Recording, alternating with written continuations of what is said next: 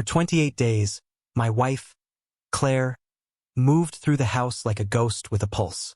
No good mornings. No texts during the day. No soft laughter spilling from the kitchen the way it used to.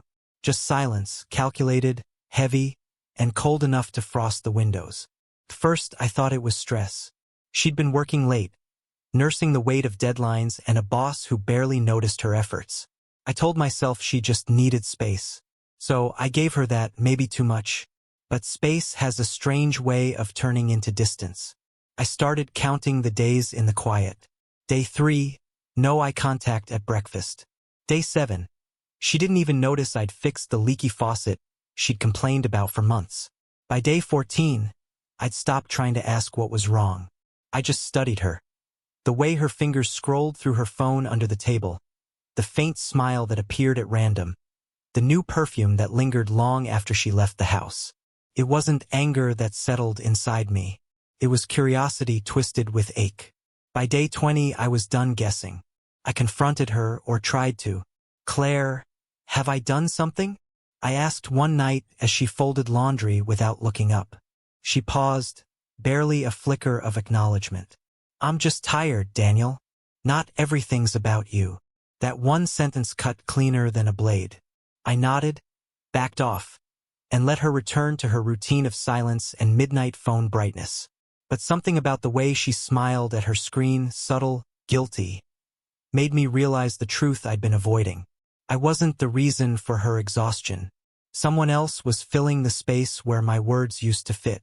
I started noticing things I shouldn't have ignored. Her phone always face down. Sudden trips to run errands. The scent of cologne that wasn't mine faintly mixed with her jacket one evening when she came home late. Still, I didn't explode. I didn't even confront. I just observed quietly, painfully, because sometimes silence can be a teacher. On the 25th day, she came home humming softly, a tune I hadn't heard in years. She didn't see me sitting on the couch in the dark. She just walked past, dropped her purse, and smiled at her reflection in the hallway mirror, like a woman newly in love. That's when I decided something had to end. For years, I'd been the man who tried to fix everything. The listener, the giver, the one who brought home flowers on ordinary Tuesdays and left notes on the fridge that said, "You still make me proud." But on day 29, it was my turn to leave a note. I woke up early, made coffee, and sat at the table for a while, letting the weight of 28 days press against my chest.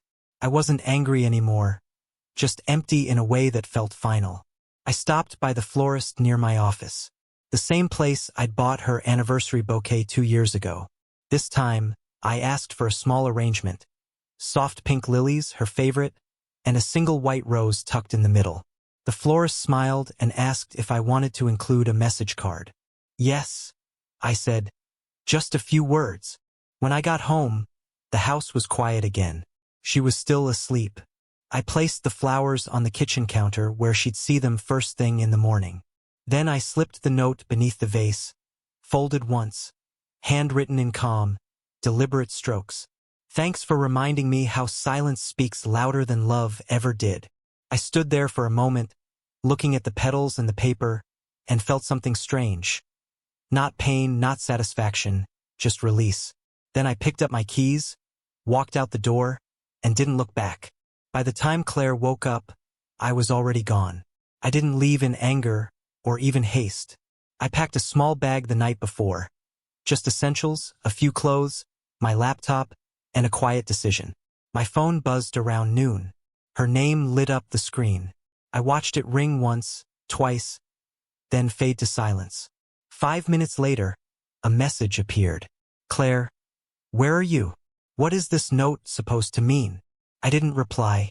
For 28 days, she had treated me like a ghost. I figured she could sit in that silence for a while. Later that afternoon, I checked my email. There it was, a message from her. Longer this time. Words that sounded like panic stitched into sentences that didn't sound like her usual calm control. "I don't understand what's happening, Daniel. You're overreacting. I just needed space." The note was cruel. Cruel. That was the word she chose. Not sorry. Not please come home. I closed my laptop and exhaled slowly. That evening, I checked into a small inn 2 towns away, the kind with floral curtains and a view of a half-empty parking lot. It wasn't much, but it was quiet. The kind of quiet that doesn't punish you. For the first time in a month, I felt peace. I spent hours thinking, not about what she'd done, but about what I had allowed. I'd built our marriage on patience, compromise, and endless understanding, thinking that's what love demanded. But I'd forgotten that love wasn't supposed to hurt quietly. 3 days passed before I finally answered her call.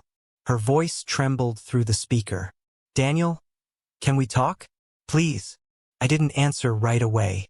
I just listened to the desperation she'd hidden behind that icy wall for weeks. She continued, her voice breaking. "I messed up. I pushed you away because I didn't know how to admit that I felt empty.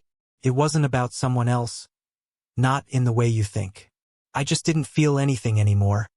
And I didn't know how to fix it." Her confession didn't sting. It just confirmed what I already knew.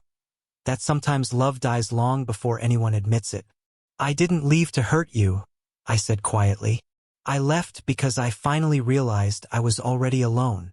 Silence. Then a soft, shaking breath on the other end. "Will you come home?" Home. The word felt misplaced now. "I think we both need to remember who we were before we became strangers," I said, then ended the call before her tears could pull me back in. That night, I went for a walk under a pale streetlight, the kind that hums faintly against the dark.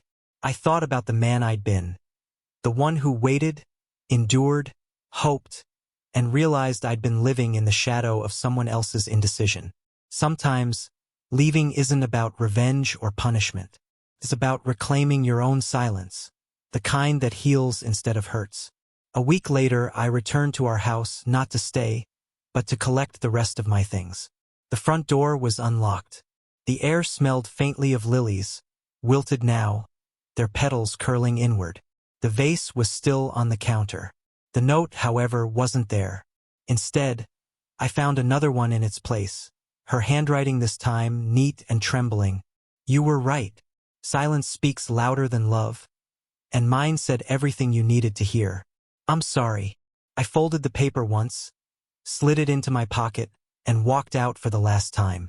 As I drove away, the sun began to rise, soft gold brushing against the edges of the windshield. For the first time in weeks, I didn't feel anger, grief, or even longing. Just clarity. Sometimes closure doesn't come from an apology.